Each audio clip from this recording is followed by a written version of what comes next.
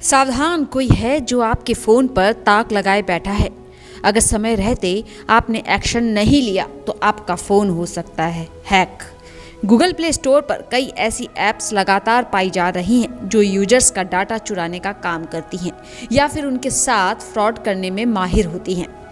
इस तरह की ऐप्स को हैकर्स या किसी स्पाई फर्म द्वारा ऑपरेट किया जाता है। इसी तरह की एक ऐप को एक बार फिर से ढूंढा गया है जिसके जरिए यूजर्स का फोन हैक भी हो सकता है।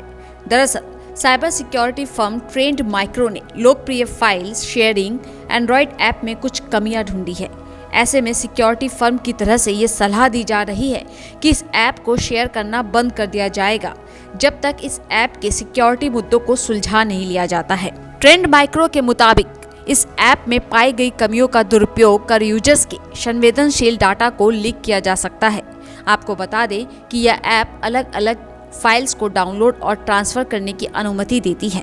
इसे भारत में बैन किया गया है, लेकिन साल 2019 में शेयरइट सबसे ज्यादा डाउनलोड की जाने वाली ऐप्स में से एक थी।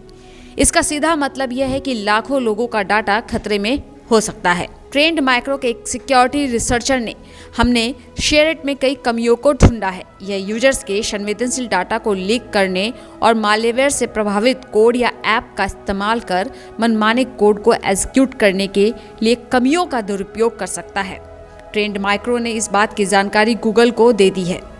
कंपनी प्ले स्टोर पर मौजूद इस ऐप पर कोई बड़ा कदम उठा सकती है। शेयरइट के 1 बिलियन से ज़्यादा यूजर्स है। यह साल सबसे ज़्यादा डाउनलोड की जाने वाली ऐप्स में से एक है, जिसके बाद सरकार ने नवंबर 2020 में टिकटॉक समेत 57 अन्य चीनी ऐप्स को बैन कर दिया था, जिसमें शेयरइट भी शामिल थी। ऐसे में भारतीय यूजर्स का इस ऐप को अनइंस्टॉल करना समझदारी का काम होगा, क्योंकि अगर ऐसा नहीं किया जाता है तो यह हैकर्स के लिए एक ओपन इनविटेशन जैसा होगा।